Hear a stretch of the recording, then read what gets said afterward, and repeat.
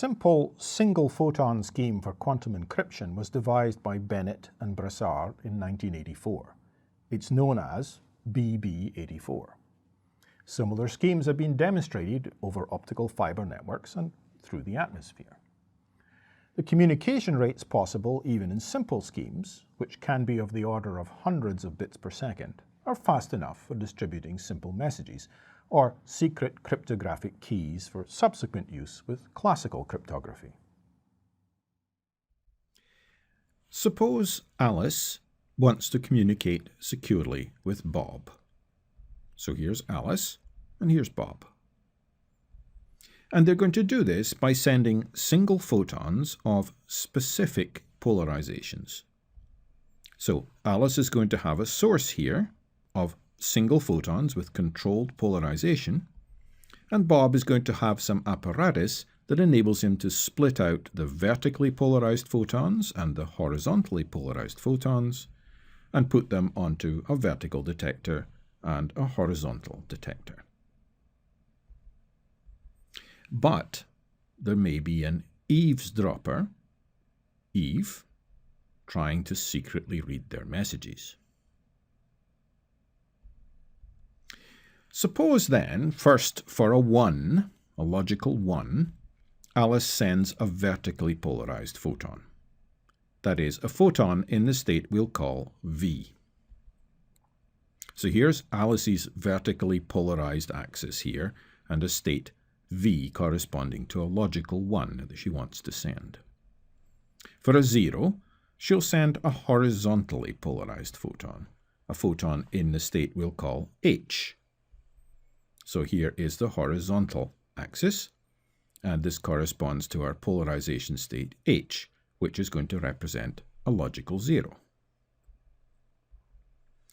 Bob's apparatus will separate the two polarizations to different single photon detectors. We'll have a vertical one for detecting these logic 1s, and a horizontal one for detecting these logic 0s. However, the scheme, though it works, is not secure. Eve could insert a detection system just like Bob's into the path between Alice and Bob and receive the photon from Alice, write down the answers, and then, using a transmission system just like Alice's, retransmit the photon on to Bob, with Alice and Bob therefore being quite unaware of her interception of the signal they've been sending from Alice to Bob. Now, there is a simple way in which Alice and Bob might be able to prevent Eve from getting the information. They can rotate their apparatuses by 45 degrees. So Alice rotates her apparatus that she uses for transmission by 45 degrees. Now Alice transmits a 1 using the state we'll call plus 45. That is, one with the polarization axis like this at 45 degrees, and she'll use that to send a logical 1. And she'll use the minus 45 degrees state to send a logic 0. So here's one at minus 45 degrees, transmitting the logic 0 bits. If Bob leaves his apparatus unchanged, however, like this, still oriented vertically and horizontally, he will receive exactly no information. Plus 45 actually corresponds to a linear equal combination of horizontal plus vertical, and minus 45 corresponds to a linear equal superposition of horizontal minus vertical.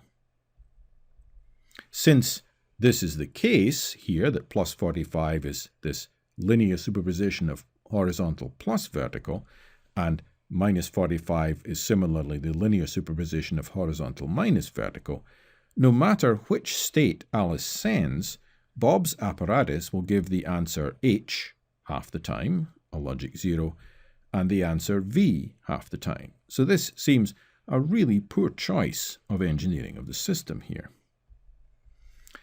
However, if Alice and Bob each rotate their apparatus by 45 degrees, they can send information just as before. If Eve now interposes her apparatus, oriented horizontally and vertically, she will receive no information, and Bob and Alice will deduce that their message is being intercepted. They can know this by monitoring the error rate on their channel.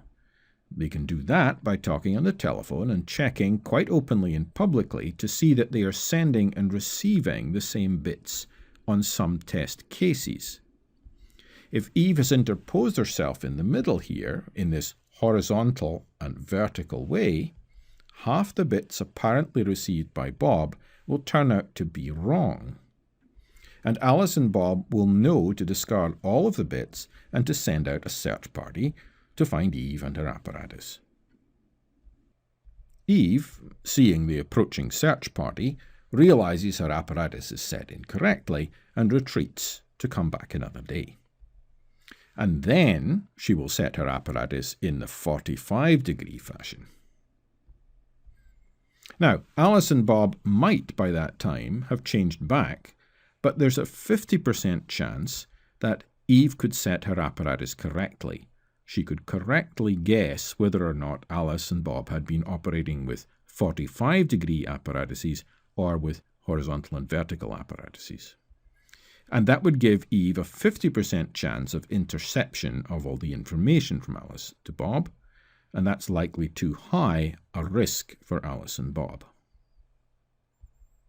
The trick to thwarting Eve is that Alice and Bob, for each time they want to try to communicate a bit, each separately and randomly choose between the horizontal-vertical setting of their apparatus and the 45-degree one. This leads to 4 possibilities. In 2 of these, the transmission is meaningful.